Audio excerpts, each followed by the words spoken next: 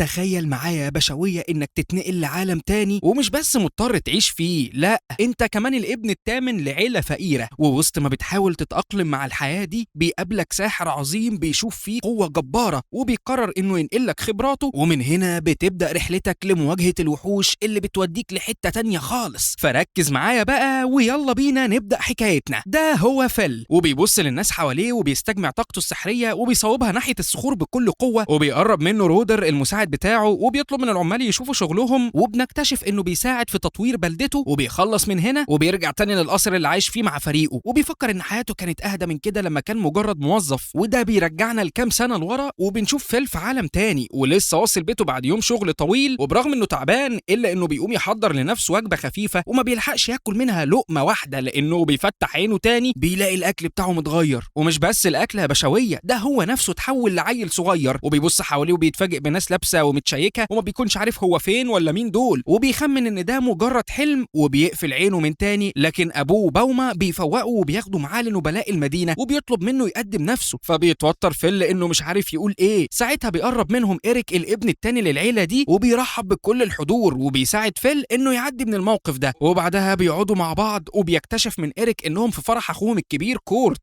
على بنت واحد من نبلاء المدينه، فبيسالوا لو ده معناه انهم من نفس الطبقه الاجتماعيه، فبيضحك إيريك على كلامه وبيطمنه. فبيجمع فيل ان عيلتهم ليها مكانه مرموقه بما انهم عاملين حفله كبيره، وما بيهتمش انه الابن الثالث لاسرته. وتاني يوم الصبح بيتصدم انه قدامه اكل بسيط جدا، وبيلاحظ ان حاله البيت كمان مش احسن حاجه، فبيستفسر منهم عن مكان إيريك وبتعرفه امه انه خرج يصطاد شويه سمك وبيستناه لما بيرجع، وبيتفاجئ انهم تحت خط الفقر. وبالنسبه للحفله فكان لازم يبانوا كرما قدام ضيوفهم، واثناء ما هم واقفين عند حنفيات الميه بيجي لهم اخوهم الرابع ومن وراه كل اخواته. وهنا فيل بيتصدم لانه الابن الثامن للعيله دي، وبعدها بياخد الخريطه وبيشوف العاصمه وكمان مملكه الدوق بلايدر، ودي تعتبر المنطقه التجاريه. ولما بيكمل لتحت شويه بيلاقي الريف وتحديدا بلده عيلته باومايستر، وبيبص على المكان من حواليه وبيلاحظ ان عدد سكانها قليل جدا، وبينزل من السطح بيتفاجئ ان اخواته الثلاثه مسافرين للعاصمه، وبيكتشف انهم قرروا يسيبوا البيت لاخوهم كورت بعد جوازه لان هو الوريث الاول لكل حاجه هنا. وبيقرب إيريك منه وبينصحه يدور على هدفه في الحياه، وبيركبوا العربيه وبيمشوا، وبيقف فيل يودع اخواته وبيقرر يعمل بكلام إيريك، وبيروح لمكتبه ابوه وما بيلاقيش اي حاجه مفيده وسطهم. ومره واحده بتقع بلوره مع ورقه ارشاديه وبيقراها فيل بفضول، وبيعرف انها بتقيس القدرات السحريه، وبتاكد الورقه ان الكل عنده طاقه سحريه لكن قله قليله اللي بيقدروا يستخدموها. فبيحط فيل البلوره على مكتب ابوه وبيكمل الورق، وبيعرف ان الكره دي هتنور على حسب الطاقه السحريه اللي عنده، وبيصوب فيل ايده ناحيتها وبيحاول يخرج القوه دي بس بيفقد الامل، وبمجرد ما بيتحرك بتنور بشده لدرجه انها بتلفت نظر واحد من السحرة جوه الغابه، وبيمسك فيل الورقه، وعلى حسب كلامها فهو عنده قوه سحريه كبيره، وبتنصحه يدور على مدرب يعلمه ازاي يتحكم فيها. وبيتصدم ان الورقه بتخلص على كده، وبيقلب في باقي الكتب يمكن يلاقي حاجه تفيده، وبيدخل عليه ابوه وبيطلب منه يروح الغابه يجيب لهم خشب، فبيستغل الفرصه وبيحاول يفعل قوته السحريه هناك لكنه ما بيعرفش. وفجاه بيظهر قدامه الساحر اياه وبيخاف فيل وبيوجه ناحيته العصايه اللي معاه، فبياخدها منه الساحر وبيرميها بعيد، وبيقول له ان اسمه ألفريد، ومن شده قوته العصايه بتخبط في صخره وبتقع فوق الخنزير البري، وده بيلمح فيل والساحر وبيجري في اتجاههم بسرعه، وبيبقى فيل عاوز يهرب من المواجهه دي لكن ألفريد بيمسكه وبيطلب منه يصوب سحر الرياح عليه، وبيشرح له انه لازم يقبل الطاقه السحريه اللي جواه الاول علشان يقدر يستخدمها. وفعلا بيبعد عنه الخنزير وبيتفاجئ فيل باللي حصل، وبحركه من ألفريد بيرمي الخنزير بقوه وبيقضي عليه، وبيقول لفيل انه ساحر سابق من مملكه بلايدر وبيطمنه لانه هيبقى اقوى منه هو شخصيا. وبعدها فيل بيلاحظ ان ألفريد بيحط الخنزير في كيس صغير معاه وبيقعد قدامه وبيعرض عليه يعلمه السحر، وكلامه بيصدم فيل وبيعرفه انه معهوش اي فلوس يديها له، فبيفهمه ألفريد انه مش محتاج منه حاجه، وبيستدعي بقوته العصايه من تاني وبيقول له هو عاوز تلميذ وبس، وده بيشجع فيل انه يوافق يتعلم. فبيوضح له انهم هيبداوا التدريبات من بكره، وبينبه عليه ما يجيبش سيره لحد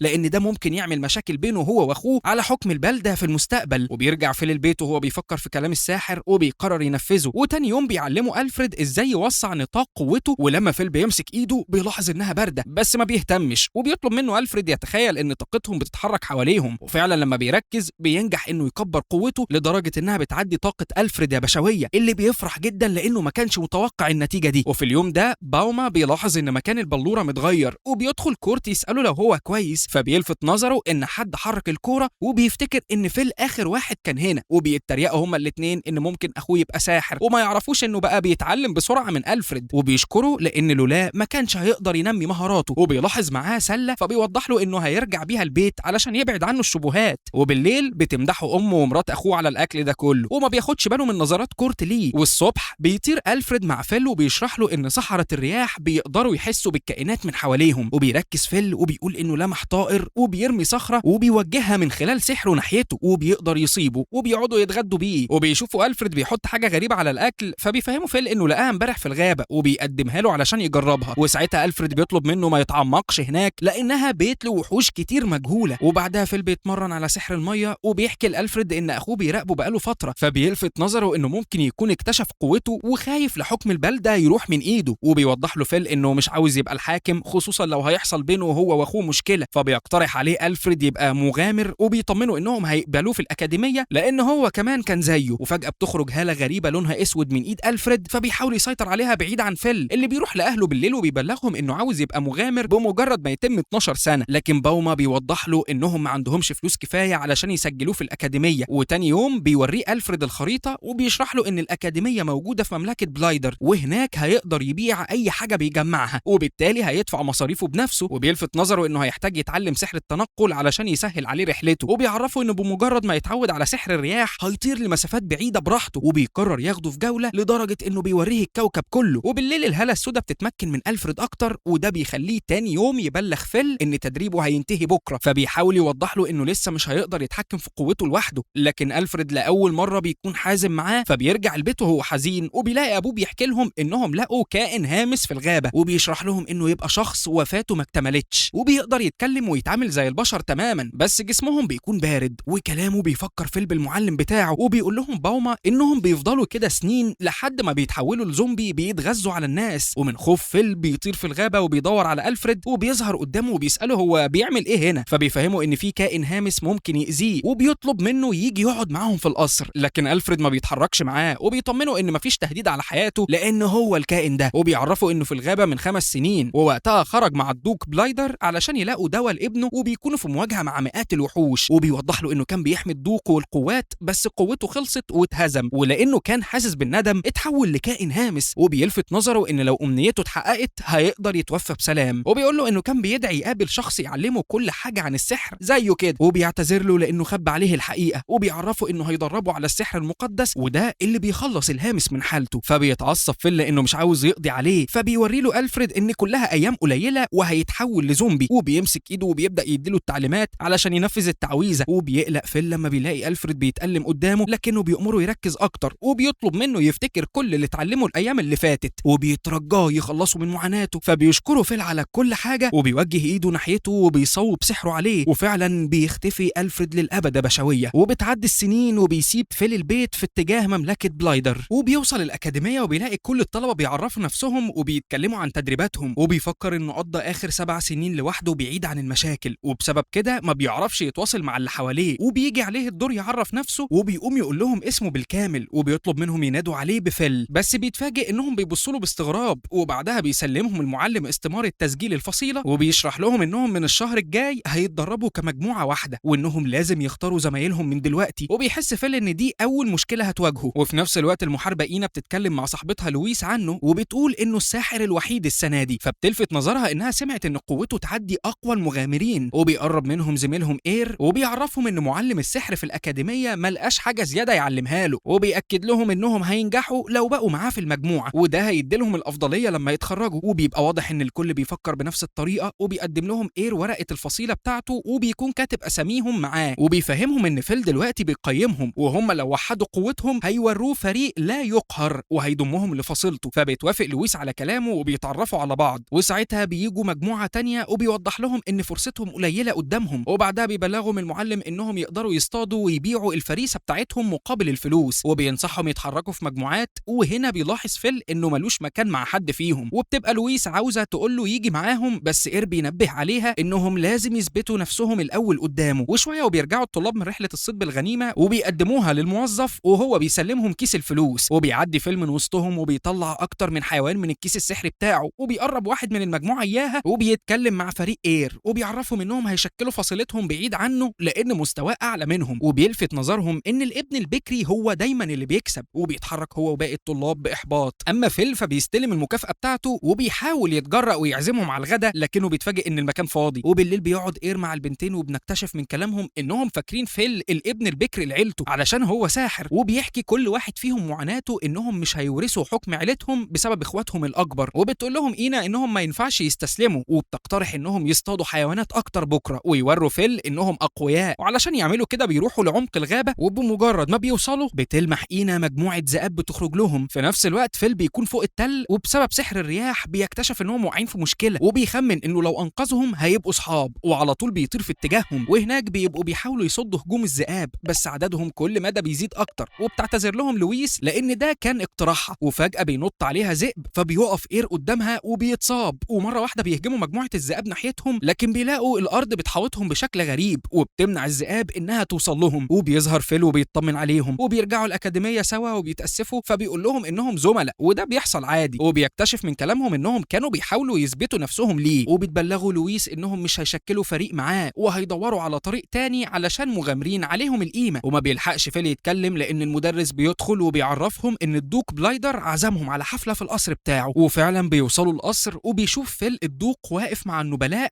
وفجاه بيتكلم معاه المساعد بتاعه وبيتحرك ناحيتهم، وبتبقى لويس فاكره انه هيرحب بيهم، بس بيتصدموا انه بيروح لفيل وبيعرفه بنفسه، وبيندهش انه اخيرا حد من عيله باومايستر حضر واحده من حفلاته، وبيوضح له انه عاوز يتكلم معاه شويه. وقبل ما يتحرك بيطلب منه فيل يجيب زمايله في الفصيله معاه، وبيشاور على اير والبنات. وبيدخلوا اوضه في القصر، وهناك بيتعرف على الساحر براند، وده يبقى الشخص اللي علم ألفريد، وبيقول له ان برغم وفاه تلميذه الا انه كان مراقب وضعه كويس من خلال سحر تعقب القوه السحريه. وبيلفت نظره ان الطاقه بتاعته اختفت فجاه من المكان، وساعتها خمن انه حقق امنيته وتوفى. وبيحكي له ان ألفريد نطاق الطاقه بتاعه كان اوسع منه بكتير، لدرجه انه تصنف من اهم السحرة على مستوى المملكه كلها. وبيوضح له انه دلوقتي قدامه واحد تاني شبهه وكمان شايل الكيس السحري بتاعه، وبيشك الدوق انه ممكن يكون سرقه. فبيفهمه برانت ان محدش يقدر يستخدم الكيس ده الا باذن من صاحبه، وبيساله لو هو تلميذ ألفريد وايه اللي حصل له. فبيعرفوا فيل انه خلص معلمه من معاناته، ودي بتبقى مفاجاه كبيره ليهم. وبيشكروا برانت على شجاعته، وبيقدم له فيل الكيس السحري لان فيه امدادات للمملكه. وبره المكان بيتفاجئوا زمايله لانه طلع مخبي حقيقته وهو اصلا زيهم بالظبط، وبيلاقوه بيجري ناحيتهم وبيعتذر لهم على التاخير. وبتقول له اينا انهم ما ينفعوش يبقوا في نفس المجموعه، وبيوضح له اير انهم كانوا هيستغلوه علشان يعلوا من مهاراتهم مش اكتر. فبيصدمهم ان تفكيرهم واحد لانه ما كانش ناوي يتحرك لوحده مع الدوق، وبيأكد لهم انه فعلا عاوز يبقوا فريق واحد. واثناء كلامهم بيقرب منهم الدوق مع برانت، وبيبلغوا انه هياخد مكافأة كبيرة على توصيل الامدادات، ده غير انه هيورث بيت ألفريد. وبعد كام يوم بنشوف فيل وفريقه في سفينة متجهة للعاصمة، وده علشان يحضروا فرح إيريك. وبيبقى إير قلقان ان السفينة تقع بيهم، فبيطمنوا برانت ان حاجة زي كده مش هتحصل. وما بيلحقش يكمل كلامه لان غيمة سودة بتحوط السفينة، فبيقول لهم الا في وجود تنين عملاق. وبتحصل حالة هلع بين الركاب، وبيوضح لهم الحارس ان التنين مش حي زي ما هما فاكرين، وبرانت هيتولى امره اللي بيعرف القبطان انه مش هيقدر يغلبه لان التنين من الزومبي، والوسيله الوحيده لهزيمته هي السحر المقدس. وبيطمنوا ان في ساحر تاني معاهم هيقضي عليه. وفي الاول فيل بيتوتر لكنه بيتشجع وبيروح ناحيه البوابه مع برانت اللي بيشرح له انه هيفضل هنا، وهو بمجرد ما يخرج ينفذ التعويذه. وبيطير فيل في اتجاه التنين وبيلاقيه بيهجم عليه، فبيقدر انه يحمي نفسه. وبيتفاجئ ان برانت فعل درع الحمايه حوالين السفينه، فبيستدعي قوه السحر المقدس وبيجهز طاقته، وبيتفادى ضربات التنين، وبيستنى اللحظه المناسبه وبيطلقها عليه. وبتاخد التعويذه مده عقبال ما بتتفعل، وفجاه بتوقف حركه الوحش وعظمه بيتفكك حواليه. فبينادي برانت على فيل وبيأمره يجمع العظم بسرعه. وبعد الانتصار ده بيقرب منهم التاجر ارتيريو وصديق برانت، وبيتعرف على فيل. وبمجرد ما بيوصلوا العاصمه بيلاقوا حراس من القصر بيطلبوا من فيل يجي معاهم لان الملك عاوز يقابله، فبيروح مع ارتيريو. وبالنسبه لاصحابه فبيعرفوه انهم هيسبقوه على بيت اخوه، وبيدخل القصر وبيبقى مستغرب الوضع حواليه، وبينحني زي ارتيريو قدام الملك، فبيأمره يبص له. وبيتفاجئ انه لسه شاب صغير، وبيعلن انه هيمنحه رتبه البارونيت لانه اتخلص من التنين وانقذ حياه ركاب السفينه. وبينبهه ارتيريو انه لازم يقول القسم، فبينفذ فيل بكل شجاعه، وكمان بيستلم ميداليه التنين الذهبيه. ولما بيخرج مع ارتيريو بيلاقي واحد من المغامرين بيستعرض مهاراته، وبيشرح له ارتيريو انه بيعمل كده علشان يعينه حارس لانه بقى من نبلاء العاصمه خلاص. وبيلفت نظره ان كمان اهم التجار هيحاولوا يجوزوه بناتهم، وبيوضح له انه مش هيعرف يعيش براحته من اللحظه دي. وتاني يوم القديس هوان بينادي على حفيدته إليس، وبيبلغها انه لقى لها عريس مناسب. وبعدها بيستدعي فيل عنده، وده بيشكره لانه عزمه يحضر مراسم في الكنيسه الكنيسة وبيقدم له هدية بالمناسبة دي، فبيباركوا القديس وبيقعدوا مع بعض، وكلها دقايق وبتدخل عليهم إليس بالشاي وبيطلب منها هوين تعرف نفسها. ساعتها فيل بيلاحظ لمعة في عينيها وبيخمن ان عندها قوة سحرية، فبيأكد له هوين انها بتستخدم سحر العلاج، وبيشرح له ان الناس مسميينها القديسة، وبيسألوا فيل لو هتكمل حياتها في الكنيسة، فبيوضح له انه عاوز حفيدته تعيش حياة طبيعية، وبيفهمه ان عائلات كتير بتتنافس على طلبها، فبيقول فيل ان شكله هيدخل المنافسة دي، وفعلا بيستغل هوين كلمته وبيوافق على خطوبته من إليس، وبيرجع يحكي اللي حصل معاه لفريقه وهو لابس هدوم الكلاون حرفيا، وبيطمنوا إيريك ان الجواز بيتم بالطريقة دي. وبعدها بيروح مع إير للمدينة وهو متنكر في شكل مهرج، وبيلمح الحارس اللي عاوز يكون المساعد بتاعه، فبيخبي وشه بسرعة، بس بيبقى اخد باله وبيقرب منه، وبسببه الكل بيكتشف ان الكلاون ده هو فيل اللي بيضطر يستخدم سحر التنقل ويروح البيت. وهناك بيقترح عليه إيريك انه يعين مساعد ليه، وبالتالي المغامرين هيبطلوا يجروا وراه، وبيقول له إير انه مستعد يقوم بالمهمة دي، فبيوافق فيل من غير تفكير. وبالليل فيل بيستلم رسالة من مساعد هوان انه هيتعشى بكرة مع إليس وهيقضوا اليوم مع بعض، وبيقترح المساعد انه يشتري لإليس هدية بمناسبة خطوبتهم، فبيروحوا سوا لمحل المجوهرات، وبتقرب إليس منه وبتفهمه انه مش لازم يجيب لها حاجة غالية، فبيطمنها ان المكافأة بتاعته موجودة، وبيلمح خاتم بيلمع بعيد، وبيلاحظ انه عجب خطيبته فبيشتريه على طول. واثناء ما هما في الطريق بتسأله إليس لو جاب لها الخاتم علشان فيه حجر سحري وتبقى مفيدة ليه في المستقبل، فبينكر كل كلامها وبيوضح لها انه شافه لايق عليها، وبيجرب يطلق سحره على الحجر فبينور في المكان بشكل مبهر. وتاني يوم بيبقوا فيل وبرانت عند الملك وبيأمرهم يخلصوا من تنين تاني، وبيشرح لهم فارن قائد الفرسان انهم بيحاولوا يطوروا من منطقة معينة لكنهم اكتشفوا انها موطن لتنين جبار، وعلشان كده استعانوا بيهم. وبيحس فيل ان هما الاتنين بس مش كفاية، فبيطمنوا الملك وبيدخل عليهم الساحر أرمستر اللي هيشاركهم في المهمة. وبعد ما بيرحب بزمايله بينحني قدام الملك وبيقول له انهم هيتحركوا دلوقتي، وده بيصدم فيل، وفعلا بيطيروا ناحية المنطقة، وبيعرفهم أرمستر انهم هيقفوا عند الحامية العسكرية على الحدود، وده علشان يحطوا خطة يخلصوا بيها على التنين. في نفس الوقت إيريك بيشرح لفريق اخوه المهمة بتاعته، وبيلفت نظرهم ان وفاة التنين هتمنع باقي الوحوش انهم يقربوا من العاصمة، وبتلفت إينا نظره ان فيل ما عندوش جيش يساعده في المهمة دي. وقتها بيسمعوا الحارس صاحب الرمح ومعاه باقي المغامرين، وبيخمنوا انهم جم علشان ينضموا للجيش، وبيعرف إير انه هيبقى القائد بتاعهم، وده بيقلقه جدا، لكن زمايله بيطمنوه، وبيتحرك الجيش للحدود علشان يدعموا موقف فيل ويحاربوا الوحوش، وبيخيموا في المكان. وبتحاول لويس تخفف القلق عن صحابها، ومرة واحدة بيتفاجئوا بإليس داخلة عليهم الخيمة، وبتعرفهم انها انضمت معاهم علشان تعالج جرحى المعركة، وبتسألهم عن فيل، فبيوضحوا لها انه هيبات عند عرين التنين. ومع اول شعاع للنور بيوقف فيل مع برانت وأرمستر اللي بسبب صوته بيظهر التنين بقوة، فبيستدعي أرمستر الدرع الخاص بيه، وبمجرد ما بيلبسه بيكتسب قوة جبارة وبيهجم بيه على التنين. وبيتفاجئ فيل انه بيحول الطاقة بتاعته لدرع، وبيلفت برانت نظره لانه لازم يبدأ التعويذة، وبيشرح له ان قدرات أرمستر ممكن تخلص في اي لحظة، وفي الوقت المناسب بيدي الاشارة لفيل اللي بيوجه قوته عليه وبينهي حياته. وبعدها فيل بيجمع التنين في الكيس السحري بتاعه، وبيبقى فاكر ان المهمة انتهت على كده، لكن أرمستر بيفهمه ان التقيل لسه جاي قدام، وبيقول له برانت انهم دلوقتي هيواجهوا باقي الوحوش. وبتبقى إليس بتعالج الجرحى في الخيم هي وباقي الرهبان، وبتسمع ان الوحوش عددها كبير قوي، ولولا الصحراء ما كانوش قدروا يقفوا قدامها. وفي مرة وهي بتعالج واحد منهم سحرها بيقل، فبتفتكر القوة المتخزنة في الخاتم بتاعها وبتستخدمها، وبتفضل على حالها ده لحد تاني يوم الصبح. وللأسف سحرها بيخلص، بس ده ما بيخليهاش تستسلم، وبتاخد علبة الإسعافات الأولية تكمل بيها شغلها. وساعتها بيجي مرسول من صفوف الجيش بيبلغهم انهم انتصروا، وما بتلحقش إليس تفرح لأن زميلهم بيقول لهم ان فيل اتصاب وهم محتاجين مساعدتهم، فبتجري برغم تعبها لحد ما بتوصل عند التجمع، وبتلاقيهم اتلخبطوا بينه هو واخوه. وبمجرد ما بتلمح فيل بتفقد وعيها، ولما بتفوق بيعرفها انه سمع عن المجهود اللي عملته في انقاذ الجنود، وقبل ما يسيبها ويمشي بتاكد له انه في نظر الكل بطل حقيقي. وبعدها بيستقروا في قصر ألفريد لان الدوق بلايدر قرر انهم يكملوا التدريب بتاعهم في العاصمه. وبيحضر فيل فرح اخوه الرابع، وبيقف يتكلم مع إيريك واخوهم التاني، وبيعرف منهم ان في مسابقه لفنون القتال هتتعمل قريب في المملكه، وهو لازم يشارك فيها باسم العيله. وبيصدموا إيريك انه ما ينفعش يستخدم السحر في المعركه دي، وبيبلغهم برانت انهم هيشاركوا مع فيل في المسابقه، ولازم يتاهلوا على الاقل للدورات التمهيديه، والا بقى هيجيبوا العار للقائد بتاعهم. فبيقوموا إينا ولويس علشان يتدربوا، وبيفضل إير مكانه وبيقول ان كده كده مهاراته مش هتفيد. فبيلفت برانت نظره انه ممكن يتفصل من الفريق بتاعه وينسى انه يبقى مغامر، وبسبب التكاسل ده فيل مش هيفكر مرتين في قرار الطرد. وعلى العشاء بيعرفهم فيل انه اتناقش مع هوان وطلب ان إليس تنضم للفريق بتاعهم، وبيطمن إير وبيرحبوا بيها وسطهم، وبيفهمهم فيل انه عاوز يركز على المسابقه لانه مش ناوي يحرج نفسه وسط النبلاء. وساعتها إير بيقول لهم انه هيفوز بالمنافسه دي، ومن يومها وهو بيجتهد في التمارين على عكس باقي زمايله، وعلى راسهم فيل اللي قوته البدنيه صفر. وبعد كام يوم اير بيكتشف ان فارن هيشارك في المسابقه، وده بيحبطه وبيخليه مش عاوز يتمرن زي كل ليله. فبيروحوا له اينا ولويس يتكلموا معاه، وبيبان قد ايه هو متعصب لان ما عندوش قدرات تاهله زيهم ولا حتى يبقى فارس عليه القيمه. فبتتضايق لويس من كلامه وبتسيبه هي واينا وبيمشوا. والصبح اير بيلاحظ ان فيل موجود في البيت، فبيقرر يساله لو هيطرده من الفريق في حاله انه اتهزم، بس بيتصدم ان فيل اصلا نايم وبيصحيه. وبيكتشف انه كان سهران بيعلي من عزيمه أليس لانها عمرها ما اتدربت على الفنون القتاليه وخايفه تكون عقبه في طريقهم. فبيحس اير ان حتى اقوى حد في نظره عنده نواقص، وبيغير كلامه وبيأكد لفيل انه هيفوز في المسابقه. وبيروح للبنات وبيعتذر لهم، وبيلاقيهم بيقلدوه وبيقولوا انهم هيكسبوا المنافسه. فبيكمل تدريبه معاهم، وبيجي اليوم الموعود وبيسخنوا الفريق قبل ما ينزلوا الحلبه ما عدا فيل اللي بيكون نايم. وبيعرفهم ارمستر انهم يقدروا يرجعوا لهم من غير احراج لو اتهزموا. وبينزل فيل وبيلاقي ان فارن هو اول حد هيواجهه، فبيخرج سيفه لكنه ما بيلحقش يعمل اي حاجه لان بضربه واحده قائد الفرسان بيهزمه. وبيستغرب ارمستر انه خرج بدري، فبيفهمهم انه ساب الساحه لباقي فريقه. فعلا بيقدروا الثلاثه انهم يفوزوا باول مباراه، لكن لويس بتتهزم وبتروح لهم وهي زعلانه. وبتبقى اينا في المواجهه النهائيه للتاهل، وبتتفاجئ ان الحارس ابو رمح هو خصمها، وبيقدر بضربتين انه يطير سلاحها من ايديها وبيكسب. وبترجع للفريق وبتعرفوا ان الحارس ده اسمه رورد، وبتتكلم عن مهاراته. بس فيل بيبقى في عالم تاني لانه ما نامش كويس. وبتوضح لهم أليس انه سهر علشان يعمل لهم صناديق الاكل بتاعتهم. وبالنسبه لاير فبيكون فاضل له اخر مباراه للتاهل، وبتطلع ضد فارن، وبيروح يعالج جرحه وبينبهه الحارس انه هيخسر بحالته البدنيه دي، لكن بيقول له انه وعد القائد بتاعه انه يكسب. وبتجمع لويس انه بيعمل كل ده لانه خايف يطرد من الفريق. وبتلفت نظره انه ما كلش من صندوق الغدا، وبيتصدم لما بيشوف فيل راسم اشكالهم بالاكل، وبيشجعه يبذل اقصى ما عنده. وبيطمنوه البنات انه واثق فيهم، وكمان بيحاول يسهل عليهم الدنيا. فبياكل اير من الصندوق وبيعرفهم ان الجوله دي بتاعته وهو مش هيهرب. وبرغم هزيمه اير الا انه بيتعين تحت تدريب فارن بذات نفسه، وكل واحد فيهم بيختار له مدرب علشان يعزز من قدراته. وبيتفاجئ فيل ان لويس اختارت لهم ارمستر علشان يمرنهم. وبعد 3 سنين بيقف فيل قدام المرايه وهو مش مصدق انه اخيرا بقى مغامر، وبيخرج يقعد مع فريقه اللي بيستكشفوا كتيب المغامرين. وبيبقى فيل في قمه سعادته لانه واخيرا هيتخلى عن حياه النبلاء ويرجع لمواجهه الوحوش براحته. بس ما بيلحقش يفرح قوي علشان برانت بيدخل عليهم وبيسلموا ورق مهمتهم الاولى. وبيتفاجئ فيل انه طلب الزامي من الملك، وبيخمن ان حياته مش هتتغير. وبيروحوا كلهم لحفره عميقه تحت الارض، وبيشرح لهم برانت انهم اكتشفوا المنطقه دي بعد ما خلصوا من التنين الاخير. وساعتها نقابه المغامرين بعتوا فرقه يعرفوا ايه الموضوع هناك، لكن المجموعه ما رجعتش، وده ما خلهمش يستسلموا وامروا فرقه تانية وكانت نفس النتيجه. وبيقول لهم برانت ان النقابه استنتجت ان في تنين عايش هنا، وبيلاحظوا ان المكان فاضي. واثناء ما هم بيتناقشوا بتلفت لويس نظرهم ان في باب ضخم قدامهم، وبيدخلوا الاوضه وهم مستغربين ان مفيش اثر لاي حد من المغامرين القدام. ولحظتها بينبههم برانت وبيطلب منهم يخرجوا، لكن الباب بيكون اتقفل، وفجاه المكان ملامحه بتتغير وما بيقدروش يتحركوا من مكانهم. وبيوضح لهم برانت انهم وقعوا في فخ لحضاره قديمه، وبيقول لهم يستعدوا لاي هجوم ممكن يجي عليهم. ومره واحده بيختفي وبيلحقوه اعضاء الفرقه. وبتقلق أليس لما فيل هو كمان ما بيبقاش موجود. وشويه وبتفوق وبتلاقيهم واقفين قدام لوحه عتيقه، وبيشرح لهم برانت ان الفخ بينزلهم لاعماق الارض، وهم لو عاوزين يعيشوا لازم يرجعوا لسطح الارض تاني. وبيكونوا فاكرين ان المهمه سهله وبسيطه. وبتقترح لويس ان فيل يستخدم سحر التنقل ويخرجهم من هنا، فبيفهمها انه ما يقدرش يستعمله الا لو عارف هو فين، بس دلوقتي موقعه مجهول وما بيكونش قدامهم غير السلم. وفعلا بيتحركوا لفوق وبيوصلوا اول دور، وبمجرد ما بيدخلوا بيلاقوا جيش من الوحوش في مواجهتهم، وكمان الباب من وراهم بيتقفل. وبيفوقوا الوحوش وبيبقى فيل عاوز يقضي عليهم بسحره، بس فرقته بيقفوا قدامه وبيقولوا له يسيبهم يتعاملوا هم الاول. وبينطوا على الوحوش وبيخلصوا عليهم، وبيساعدهم برانت عن طريق سحر الريح، وبيوضح لفيل انهم يقدروا يعطلوا الوحوش علشان ما يتكتروش على اصحابه. اما أليس فبيطلب منها تعالج جروحهم من وقت للتاني، وبيؤمر الكل يركزوا ويحاولوا ما يستهلكوش كل طاقتهم. وبيدخلوا في معركه شرسه جدا لحد ما بيقضوا عليهم. وساعتها اينا بتلمح اجسام الفرق اللي سبقتهم، بس لويس بتسكتهم وبتجري ناحيه باب في اخر الاوضه، وبتبلغهم ان في مجموعه وحوش تانية جايه لهم، فبيضطروا يتحركوا ويواجهوهم. وبره القصر بيكون فات 5 ايام على غيابهم، وبتنتشر الاشاعات ان فيل اتوفى. وبيبقى هوان متاكد ان هو وحفيدته هيرجعوا من تاني. وبيقابل المفوض روكنر مسؤول حسابات المملكه، وبيفكر يا ترى مين بينشر الاشاعات دي. وفي مكان تاني بيظهر شخص غامض بيضحك لان خطته نجحت، وبيأكد له المساعد ان كلها ايام ويبقى المفوض الجديد. فبيسلمه رساله وبيطلب منه يوصلها لاراضي الجنوب. وبيفرح كورت ان هو وولاده هيورثوا البارون فيل اللي في الوقت ده هو وفريقه بيحاولوا يهزموا الوحوش. وبرغم ان باين عليهم انهم خلاص جابوا اخرهم، الا انهم بيكملوا طريقهم لفوق وبيقضوا على الوحوش اللي بتقابلهم لحد ما بيدخلوا اوضه فاضيه، ودي بتبقى حاجه غريبه بالنسبه لهم يا بشويه، وبيفتكر اير انهم نجحوا وهيخرجوا من هنا، بس برانت بيلمح تنين نايم وفجاه بيصحى وبيطلق قوته عليهم، فبيصدها برانت ومعاه فيل بدرع الحمايه، ومره واحده بيسمعوا اينا بتصرخ لان واحد من الوحوش طعنها، وبيبقوا محاصرين بين التنين والوحوش بتاعته، وبتحاول إليس انها تنقذ اينا لكن قوتها بتضعف، فبتستخدم السحر المتخزن وبتعلي من طاقتها وبتقدر تصحيها تلحق المعركه، وبيقترح فيل على برانت انهم يوجهوا كل قدراتهم على التنين ويقضوا عليه، وهو ريسك بالنسبه لهم، بس برانت بيكون واثق في كلامه وبيروح يقف وراه وبيمده بكل قوته، وفعلا بيكبر نطاق الطاقه، لكن برانت ما بيقدرش يكمل للاخر، وبيقول لفيل انه يشبه ألفريد، وكلامه ده بيعصب فيل جدا، وبيحاول لوحده انه يهزم التنين، وقبل ما يقضي عليه بثواني قوته بترجع تضعف، وبيستسلم للامر الواقع وانهم هيتوفوا خلاص، بس إليس بتجري عليه وبتمده بكل سحرها، وبعدها بتفقد وعيها، وبيبقى ده كفايه بالنسبه لفيل علشان يتخلص من التنين للابد، وبيلمحهم إير واقعين على الارض وشويه وبيفوقوا، وبيبلغهم برانت ان الشخص اللي عمل المكان ده كان ساحر مهووس بادوات السحر، وبيوضح لهم انه كان بيختبر الناس لو هيقدروا يستخدموها من بعده، وبيكتشفوا ان الساحر ده ساب من وراه اسطول سفن سحريه متطوره، وبيرجعوا بالغنيمه دي للمملكه، وبيكافئهم الملك على مجهودهم، ولما بيوصلوا البيت فيل بيبلغ ارمستر انهم هيسيبوا العاصمه، وما بيتاثرش قوي بالخبر، وبيطمنوا انه هيدور في المدينه كويس لحد ما يكتشف مين الشخص اللي نشر الاشاعات، وما بيكونش فيل عنده علم بالموضوع، فبيوضح له ارمستر ان الشعب كان فاكره توفى في المهمه، وبعدها فيل بيقعد مع فرقته وبيقول لهم انه بيفكر يسيب حد يهتم بالقصر في غيابه بسبب انتشار الاشاعات، بيفكروا مين هيكون قادر يحمي المكان، ساعتها اينا بتقترح عليهم رودر اللي يكسبها في المسابقه بالرمح بتاعه، ولانه وافي الفيل فهو الوحيد المناسب، وفعلا بياخدوا هديه بسيطه وبيروحوا له، وبيطلب منه فيل يبقى المساعد بتاعه هنا في المملكه، وده بيوافق من غير تفكير، وبيقعدوا ياكلوا سوا، وبيبقى في بنت بتراقبهم من الشباك وبتحس لويس بيها، وبيحاوطوا فيل وبيطمنوا ان الدنيا امان، وبيوضح لهم رودر انه ممكن يكون الشخص اللي بينشر الاشاعات، وبيوعدوا انه هيدور عليه بنفسه، وبيعرفوا ان اسلم قرار انه يسيب العاصمه الفتره دي، وفعلا بيبدا بجثه من عند مبنى عيله روكنر، وبيلاحظ ان في حركه مش مظبوطه بتحصل هناك، وبتكمل البنت المجهوله في مراقبه فيل، وبتكتشف انه عامل حفله كبيره وعازم فيها كل شخص ساعده في المدينه دي، وبيجي له رودر وبيبلغه ان دونو اخو المفوض روكنر هو اللي بينشر الاشاعات، وبيشرح له انه بيستغله علشان يوصل لمنصب اخوه مش اكتر، وبيقول له على الكبيره، وهو انه بعت مرسول لاهله في البلده وبيفهمهم انه توفى، وفي نفس الوقت يضمن ولاء كورت ليه، وبيطمنه انه اتصرف في الموضوع، لحظتها بيوصل لدونو خبر انه دبر لفيل مؤامره علشان ينهي حياته، وبسبب كده بيجي له استدعاء من الملك، وبنكتشف ان دي كانت خطه من رودر وده هيشغله عنهم الفتره الجايه، وفجاه بتقتحم البنت المجهوله المكان بكل قوه وبتتحرك ناحيه فيل، وبيحاول اير يمنعها لكنها بترميه بعيد، وبتجري بسرعه ناحيه الترابيزه انها بتقف تاكل في هدوء، وبيجي المارشال وبيعرفهم انها بنته واسمها فيلما، وبيعتذر له لانها بتهتم بالاكل جدا، وبيشرح برانت ان الطاقه بتاعتها بتجري في جسمها على طول، وده معناه ان قوتها جباره وعشان كده لازم ياكلوا كتير، وبيقترح المارشال على فيل يعينها حارس ليه، فبيوضح له انهم خارجين في مغامره ومش هيبقى محتاج حراس، وبيتصدم المارشال من كلامه وبيفهمه انه هيخلص من الوحوش، وبيأكد بلايدر على كلامه وبيقول لفيل انه محتاجه في مهمه، وفي بيت عيله باومايستر بيوصل لهم خبر ان فيل اتوفى في المهمه، وكورت واسرته هيورثوا كل حاجه من بعده، فبيضحك كورت زي المجنون، بس فجاه مراته بتصرخ لانها بتلمح فيل بالفريق بتاعه بره البيت، وبيدخلوا القصر وبيشرح لهم برانت ان الملك امرهم يطهروا الغابه المسحوره من جثث الزومبي الموجوده فيها، وبيتضايق كورت لانهم عاوزينهم يبعتوا قوات تاني، فبيوضح له برانت انهم هيتولوا المهمه دي، وهم جايين بيتناقشوا عن نسبه الجزيه اللي هيدفعوها، فبيسال كورت امين القريه عن الثمن، ولما بيلاقيه قليل بيزوده، وبيفهمه انه هو ده اللي عنده، وبيكتشف الاخ التاني من كلامهم انهم هيرجعوا دروع رجالتهم اللي توفوا هناك، فبيعند كورت وبيقول لهم مفيش داعي يعملوا ده، وبيتكلم فيل اخيرا وبيستفسر من ابوه لو يبداوا المفاوضات الرسميه بقى، وكلامه بيعصب كورت، فبتوضح له اينا انهم جايين يتكلموا مع حاكم البلده مش هو، وبيجمع فيل ان اخوه مش هيسيبهم في حالهم، وتاني يوم فيل بيطلب من فريقه انهم يستدرجوا الزومبي اللي عندهم، وبيقفوا ينادوا عليهم ويستفزوهم بالكلام، وفعلا بيخرجوا من اماكنهم، فبيدي فيل الاشاره لإليس اللي بتحط مخطوطه سحريه على الارض وبتصوب عليها سحرها، وبيقف قدامها فيل وبيوسعوا نطاق طاقه التطهير سوا، واي زومبي بيعدي من خلاله حياته بتنتهي للابد، وبعدها بيجمعوا الدروع بتاعتهم، وفجاه بيظهر تنين من العدم وبيهجم على اير، وبتقف فيلما قدامه وبحركه من الرمح بتاعها بتفصل راسه وبيختفي مع الزومبي، وفي الاثناء دي بتقرب منهم خنازير بريه، وبيخمنوا ان دي الوحوش اللي خلصت على بعثه الدوق، ولانهم كتير بيخترقوا حاجز التطهير لكنهم بيقدروا يغلبوهم ببساطه، وبيرجعوا الدروع والاسلحه لاهل الضحايا، بس كورت بيجي وبيأمرهم يسلموا الحاجه دي لحداد البلده، فبيوضح له واحد ان دي اخر حاجه يقدروا يدفنوها، ويفتكروا يدمروا بيها عيلتهم. لكن كورت مش بيفرق معاه وبيقول له ان القريه محتاجه الحديد ده، وبيتضايق فيل وبيفهمه انه ما ينفعش يستغل سلطته. ولما بيلاقي انه مش هيعرف يحل الجدال ده بيخرج مكعب حديد ضخم من كيسه السحري وبيطلب منه يسيب القرويين في حالهم، وبيروحوا يسلموا الدروع الباقيه لبلايدر اللي بيفاجئ فيل وبيقول له يفضل في القريه بتاعته، وبيعرفه انه هياخد الاذن من باوما وده علشان يصطادوا بحريه جوه الغابه. وبرغم اعتراض فيل الا انه بيوافق على الاوامر، وبمجرد ما بيمشوا بيسال روكنر لو الخطه ماشيه تمام، فبيطمنوا بلايدر. وبالليل فيل بيلاقي امين القريه بينادي عليه وبيطلب منه يبقى هو وريث الاراضي دي، وبياكد له ان اهل البلده كلها موافقين. وبيحاول فيل يسكته لان كلامه هيسبب مشكله كبيره، فبيوضح له ان الملك واتباعه مش هيوافقوا على موضوع الورث، لكن الامين بيفهمه ان ده هدفهم هم كمان. وساعتها برانت بيقرب منهم وبيمدح الامين علشان يقدر يستنتج كل ده، فبيسالوا فيل عن اللي بيحصل. وهنا بيصدموا ان الملك عايزه يبقى حاكم القريه، وبيحكي له برانت ان الملك وعوانه عاوزين يستغلوا موارد الارض، لكن عيله بومايستر من نبلاء الفقراء، وحتى الوريث شخص جشع، لحد ما هو ظهر في الصوره وبقى دوره مهم. وبيجمع فيل انهم مش قادرين يصارحوا ابوه بالحقيقه دي، فبيعرفوا برانت انهم حطوا خطه علشان يستفز بيها كورت ويخرج عن السيطره، ووقتها مش هيكون قدام باوما غير انه يشيله من المنصب وبعدها يعينه هو. وبيتفاجئ فيل من كلامه وبيدرك انهم استغلوه، وما بينكرش برانت حاجه زي كده، وبيفهموا انهم هيوصلوا اخوه لمرحله انه يبقى عاوز ينهي حياته. ومن خلال كلامهم بيكتشف فيل انهم بدأوا الخطه دي من زمان قوي، وبيرجع يحكي لفريقه اللي حصل وهو متضايق. وبعدها بييجوا ولاد كورت يلعبوا معاه، وهنا بيجمعوا اصحابه ان ده اللي مزعل فيل، وبيعرف اير منهم ان لو فيل بقى حاكم الارض فالاولاد دول هيتحرموا من حياتهم كنبلاء. وبالليل بيتجمعوا اهل القريه قدام بيت فيل وبيتفاجئوا بيه بيظهر قدامهم هو واخوه برانت، وبيوضحوا للاخ التاني انهم عاوزين فيل هو اللي يتولى حكم بلدتهم، وبيحاول يهديهم لكنهم ما بقوش خايفين، وبيشرحوا لهم ان كورت بيميز القريبين منه وما بيكونش عاجبهم الوضع، وبيطالبوا فيل انه ياخد المنصب بداله، فبيطمنهم انه هيتصرف في الموضوع ده. وتاني يوم بيقرر يروح يتفاوض مع كورت، وبيطلب منه لما يبقى حاكم القريه يسلمه جزء من الاراضي، وبيوعده انه هيرفع من رتبته وهيخليه من النبلاء، وبيأكد له انه هيتولى كل امور العيله ومش هيلاحظ فرق، وفي المقابل يديه الاراضي البعيده. فبيتعصب كورت وبيقطع الخريطه وبيتهمه انه بيحاول يسرق مكانه، ومهما فيل يفهمه انه بيعمل ده علشان مصلحته بيزيد غضب كورت وبيطرده من البيت. وبيرجع فيل وبيبلغ فريقه انه هيمسك حكم القريه، وبيعرفهم انه مش هيمشي على خطه الملك ولا هيسيب اخوه يتوفى، علشان كده هو محتاج مساعدتهم. فبتقول له إليس انهم معاه، وبعدها بينزلوا السوق وبيبيعوا شويه منتجات محليه والكل بيتلم عليهم، وبيشوفوهم اتباع كورت اللي بيعرف وبيتعصب جدا من اخوه، وبيقترح واحد فيهم انهم يخلصوا منه، فبيوضح له كورت انه ساحر وهيبقى اقوى منهم. واثناء ما هم مروحين بيظهر قدامهم فيل وباقي فريقه في وشهم، والصبح بيجري مساعد كورت وبيقول له ان زمايله خانوهم، وبيبقى فيل بيحكي لرودر انه زود جماعه كورت بالموارد اللي محتاجينها علشان يكملوا شغلهم في العاصمه. وبيوصلوا البيت مهجور، وبنكتشف انه اشتراه مخصوص لمرات اخوه وولادها، وبيروحوا للكنيسه اللي هيسيبوا فيها كورت بعد ما كل حاجه تخلص، وبيطمنوا رودر ان الملك واتباعه مش هيقدروا يعرفوا طريقه. وفي نفس اللحظه دونو بيقابل الرسول اياه وبيديله اداه سحريه معينه وبيطلب منه يوصلها للجنوب، وهناك كورت بيستغرب ان محدش من اهل القريه موجود في الاجتماع، فبيوضح له المساعد ان كلهم مع فيل، وبيعرفوا انه عرض عليه تدريب في العاصمه وهو وافق، وبكده كورت بقى لوحده. فبياخد الخنجر بتاعه وبيبقى ناوي ينهي حياه اخوه، وساعتها بيظهر الرسول وبيقول له انه معاه الاداء اللي هتخلصوا منه، وبيبلغه ان دونو بيعتذر له على المعلومات المغلوطه، وبيطمنه ان المره دي كل حاجه هتمشي تمام. فبيسالوا كورت على المقابل، وهنا الرسول بيفهمه ان دونو عاوز يكسبه لصفه ويبقى معاه وقت ما يحتاجه، فبيوافق كورت من غير تفكير. والصبح برانت بيستخدم سحر الرياح وبيقول ان كورت مستنيهم، وبنكتشف ان لويس واينا نشروا الاشاعات ان فيل هيدخل الاراضي، فبيجمع برانت انهم قربوا يوصلوا لنهايه الخطه بتاعتهم، وبيلفت نظر فيل ان اخوه لقى طريقه ينهي حياته بيها. فبيتحرك فيل وسط الغابه وبيقف في مواجهه كورت لوحده، وبيمثل انه مش عارف حاجه، بس كورت بيطلب من اعضاء الفريق يظهروا نفسهم، وفعلا بيقفوا كلهم ورا فيل، وبيبدا كورت يتكلم بهستيريه عن انجازات اخوه، ومره واحده بيخرج الاداه السحريه وبيقول له لو فكر يتحرك هينفخ في المزمار ده. وبيشرح برانت ان الاداه دي عتيقه والسحره اخترعوها علشان تستدعي التنانين، وبيوضح لهم انهم هيتجمعوا من كل انحاء المملكه، وقوه فيل مش هتقدر تغلبهم سوا، وما بيكونش كورت فارق معاه اللي هيحصل قد ما هو عاوز ياخد حقه من اللي خانوه. وبيفهم فيل انه هيسرق ممتلكاته ويعيش بداله حياه البطل، فبيتعصب فيل وبيبقى هيضربه بسحره، فبيهددوا كورت بالاداه السحريه. واثناء ما هم بيتكلموا برانت بيوجه سحره ناحيه المزمار، وحركته بتعصب كورت، فبينفخ في الاداه وبيتجمع حواليه ارواح غريبه، وبيبقى فيل هينقذه لكن فيل ما بتمنعه، وبيكتشفوا ان دونو ضحك عليه وسلمه اداه مضروبه، وبيخمن برانت ان ده مزمار بيعزز قوه الحقد وفي الاخر هيحوله لزومبي. وفعلا كورت بيفضل يقول انه مش هيسامح حد منهم لحد ما الحقد بيتمكن منه،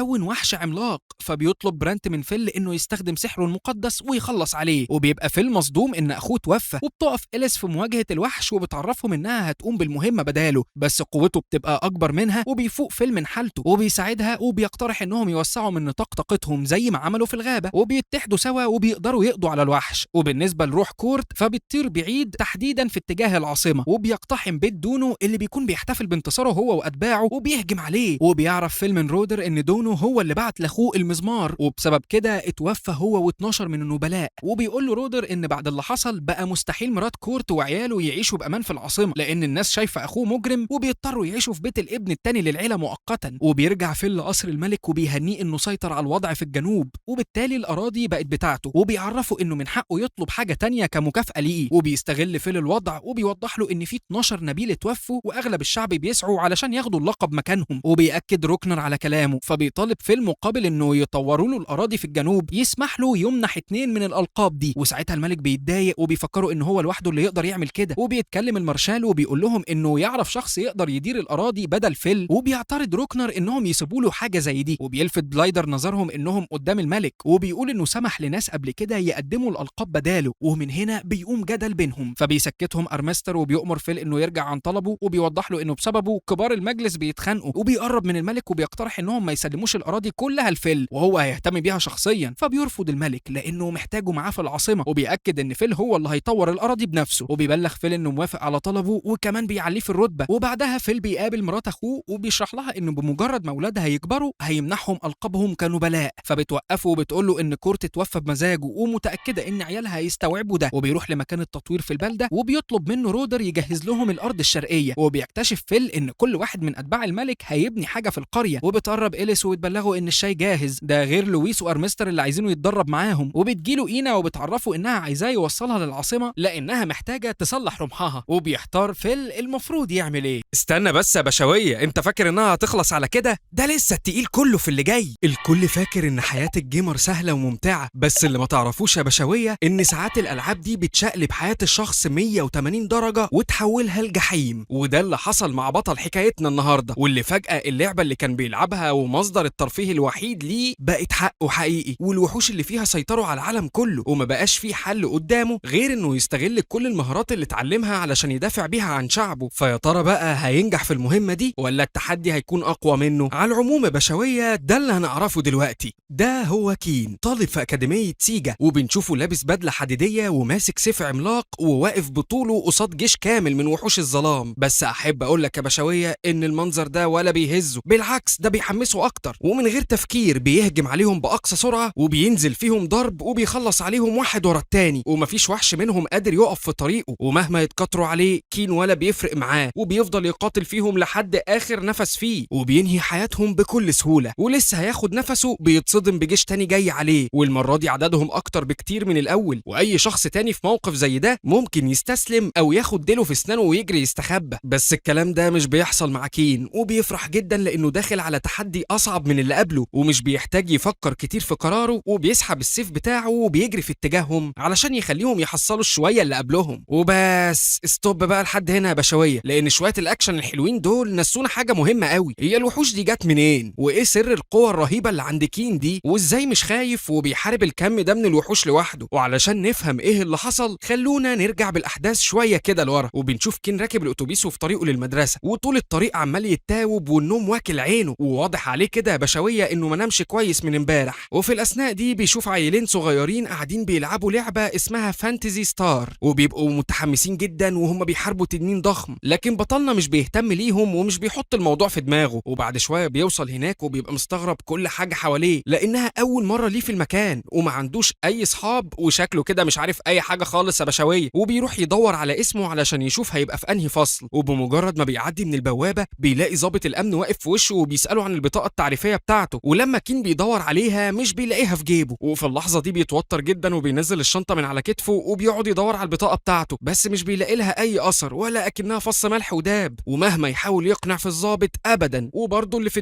دماغه ورافض يدخله الا لما يشوف البطاقة بنفسه. وفجأة وسط ما هم بيتكلموا بتدخل عليهم بنت زي القمر اسمها رينا، ومعاها 2 زمايلها، ودي بقى يا بشوية ملكة جمال الأكاديمية، والكل بيعمل لها 1000 حساب. وفوق كده بقى هي رئيسة اتحاد الطلبة، يعني من الاخر كده يا بشويه حته تقيله قوي. وبدون اي مقدمات بتاكد لضابط الامن ان كين طالب معاهم هنا في الاكاديميه، وبتسمع له بياناته ولا اكنها موظفه في السجل المدني. وعلى الرغم من كل ده لكن ضابط الامن بيفضل مصمم على قراره وبيرفض يدخل بطلنا غير لما يطلع له البطاقه بتاعته. والحمد لله ربنا بينفخ في صورته وبيقدر يلاقيها، والتاني بيسيبه يعدي. والموقف اللي حصل ده خلى كين يعجب برينا قوي، لانه اول مره يلاقي حد مهتم بيه كده. وفجاه بيقطع حبل افكاره صوت شخص بينادي عليه، ولما بيبص بيتفاجئ بجاره كوتا وبيتصدم انه معاه في نفس الاكاديميه. فبيرحبوا ببعض جدا، وصديقه بياخده في جوله علشان يعرفوا على المكان، وبعدها بيقعدوا يفطروا سوا. وكين بيساله هو بيقضي وقت فراغه هنا ازاي، باعتبارهم انهم مدرسه داخليه واكيد عندهم وسائل ترفيه كتير جدا. فبيعرفوا صاحبه ان في لعبه نازله جديد اسمها فانتزي ستار، وبيشرح له انها عباره عن لعبه حرب، واللاعب بيدخل فيها بشخصيه وهميه غير شخصيته الحقيقيه، وبينزل على كواكب مختلفه وبيحارب الوحوش اللي عايشه فيها، وممكن يلعب لوحده او ينضم الفريق. وبيقترح عليه انه يجربها ويبقى يلعب معاهم، وبيأكد ان الطلبه هنا بتقدر بعض جدا على حسب مستواهم في اللعبه. يعني باختصار كده يا بشويه كل ما مستواك عالي في اللعبه دي الناس هتحبك وتعمل لك الف حساب. وبيبلغوا ان رينا هي اعلى مستوى فيهم كلهم، وعلشان كده كل اللي في المدرسه بيحبوها ومعينينها رئيسه اتحاد الطلبه. وبعد ما بيخلص كلامه كين بيقول له انه مش بيحب الالعاب الالكترونيه وبيشوفها تضييع للوقت، واحسن له يستغل فتره الراحه بتاعته في قرايه الكتب، وهو حاجه تفيده برضه يا بشويه. وبعد ما بيخلص معاه بيروح على الاوضه بتاعته علشان يرتاح شويه، وبنشوفه هو قاعد بيقرا كتاب ومندمج قوي معاه. ومره واحده بتجيله رساله من اتحاد الطلبه وبيطلبوا منه يجي لهم على المبنى الرئيسي الساعه 6 بالظبط. وبمجرد ما بيقراها بيقلق جدا وبيبقى فاكر انه عمل مصيبه من غير ما ياخد باله، وعلى طول بينزل يقابل صاحبه وبيحكي له على الرساله اللي جات له. والتاني برضه بيكون مستغرب ومش فاهم اي حاجه. وبعدها بيروحوا سوا على قاعه المؤتمرات، وبتطلع رينا تقول لهم خطبه تحفيزيه بمناسبه بدايه العام الدراسي الجديد، وبتدعوهم للمشاركه في الانشطه الترفيهيه اللي الاكاديميه بتعملها كل شهر، لان ده هيساعدهم يطوروا من مهاراتهم. وبعد ما بينتهي المؤتمر بيتعرف كين على زمايله، والكل مش بيكون وراه سيره غير لعبه فانتزي ستار، وكل واحد فيهم بيقعد يحكي عن انجازاته فيها. وبطلنا بيبقى هيتجنن ومش فاهم هم مهتمين ليه كده باللعبه دي. وبتيجي الساعه 6 وبيروح كين لمكتب اتحاد الطلبه وهو ركبه بتخبط في بعضيهم، ولما بيدخل بيلاقي رينا واقفه ومدياله ظهرها، والمساعدين بتوعها بيتكلموا معاها وبيسالوها لو هي واثقه من القرار اللي اخدته، فبتوضح لهم انها عارفه بتعمل ايه كويس. وكين ياول ده واقف قصادهم وسامع كل اللي بيتقال ومش فاهم اي حاجه. ومره واحده رينا بتبص له وبتقول له مبروك انا عينتك نائب ليا. وهو بمجرد ما بيسمع الخبر بيتصدم ومش بيكون قادر يستوعب ان هو ده الموضوع اللي جه علشانه. وبتكلفه باول مهمه ليه وبتطلب منه يسهر النهارده على لعبه فانتزي ستار، وبكره يقدم لها تقرير عن تجربته في اللعبه ويوضح لها لو في اي حاجه محتاجه تتغير في اللعبه. وفي ثانيه بينسى حبه للقرايه وكل حاجه وبيوافق على طول، ومستعد يعمل اي حاجه تخرجه من الموقف ده يا بشويه. وبيروح على اوضه كوتا وبيطلب منه يشرح له شويه تفاصيل عن اللعبه، وبيقترح عليه يبقى يلعب معاه النهارده، لكنه بيعتذر علشان وراه مذاكره كتير قوي النهارده. وبيقعد يشرح له شويه تفاصيل هتساعده في اللعبه، وبعد ما بيخلص بيرجع الاوضه بتاعته وبيفتح اللعبه وبيشوف الشخصيات المعروضه قدامه علشان يختار واحد منهم، وبيلاحظ ان في واحده من ضمنهم شبهه لدرجه كبيره جدا، وعلى طول بيختارها وبيقرر يلعب بيها. وعلى عكس كل اللي موجودين في اللعبه الا انه بيقرر يسمي نفسه باسمه الحقيقي علشان الناس كلها تعرف ان هو اللي بيلعب، ويتفرجوا على كم الانجازات اللي هيحققها. وبيختار السلاح على شكل سيف، وبيعرف ان من خصائصه القتاليه يقدر يحوله لمسدس ويصيب الوحوش من مسافات بعيده. وبمجرد ما بيدوس على زر التسجيل بيحس ان اللعبه بتسحبه جواها، وفجاه بيلاقي نفسه في عالم شكله غريب وحواليه شخصيات كتير جدا، وبيظهر قصاده رجل آلي عملاق اسمه سور. وساعتها كين بيبقى فاكره احد شخصيات اللعبه، بس بيتصدم انه لاعب زيه بالظبط. وبيحكي له سور انه بيلعب اللعبه دي بقاله فتره كبيره جدا، وخلال المده دي قدر يطور من مهاراته بشكل كبير ويعتبر من اقوى الشخصيات اللي موجوده في عالم اللعبه. وبيقترح عليه يشكلوا فريق مع بعض، وهو بالمره يعلمه شويه من مهاراته القتاليه. واثناء ما هم بيتكلموا بيتضرب جرس الانذار في المكان، وبيجي لهم اخطار ان وحوش الظلام هجمت على واحده من الكواكب. وفي ثانيه الا ثانيه الدنيا بتتقلب تماما، وكل اللاعبين بيجروا يقفوا على مكان الانطلاق علشان يروحوا المهمه ويحاربوا الوحوش. ووقتها كين بيقرر ينضم ليهم، وبيحاول سور يمنعه وبيوضح له انه لسه مبتدئ وما ينفعش يواجه الوحوش في اول مره ليه، لان ده هيكون فيه تهديد على حياته. لكن بطلنا ولا بيفرق معاه وبيفضل مصمم على قراره، وبيروح مع باقي اللاعبين وبيركبوا طياره حربيه بتنقلهم على مكان المهمه. وبينزل كين في مكان متدمر بالكامل وما فيهوش صريخ ابن يومين، ومره واحده بيشوف واحد من وحوش الظلام طاير فوقيه وبيخرج حاجه غريبه من جسمه، وبيظهر منها وحوش ارضيه شكلها مرعب. ومن غير تفكير كين بيسحب سلاحه وبيهجم عليهم بكل شجاعه وبيدور فيهم الضرب، لكن الوحش الطائر بيصوب عليه ضربه قويه البشويه وبيطيره من مكانه، بس من حسن الحظ بيوصل ثور في الوقت المناسب وبيصد الضربه عنه على اخر لحظه وبينقذ حياته، وبيستخدم السلاح بتاعه وبيصوب على الوحش وبيخلص عليهم، وبعدها بيطلق رصاصه مضيئه في السماء علشان تشتت الوحوش. في نفس الوقت كين بيهجم عليهم بالسلاح بتاعه وبيقدر يخلص على واحد منهم، وبيشوف الوحش الطائر جاي عليه بسرعه كبيره، وفجاه بيلاقي نفسه بيحرك سلاحه اتجاه الوحش وبيصوب عليه طلقه بترشق في نص دماغه وبتنهي حياته. وبعد ما المعركه بتخلص ثور بيجي يطمن عليه وبيبقى مبهور من اللي هو عمله، وبيساله هو ازاي قدر يصيب الوحش في دماغه من غير ما يستخدم نظام التصويب، وبيعترف انه اشجع محارب شافه في حياته، وبيتفق معاه انهم يتقابلوا بكره ويكملوا لعب مع بعض. وتاني يوم كين بيصحى من النجمه وبيجهز التقرير بتاعه وبيروح يسلمه لرينا، وبيأكد لها انه اتبسط جدا باللعبه ومتحمس قوي علشان يكمل فيها اكتر. وبعدها اعضاء الاتحاد بيطلبوا منهم يبلغ باقي الطلاب ان في مهرجان الاكاديميه عاملاه يوم الثلاث الجاي، وبعد ما بيخرج بنلاحظ ان في بنت شعرها اصفر واقفه بتبص عليه من بعيد، والظاهر كده بشويه ان الموضوع فيه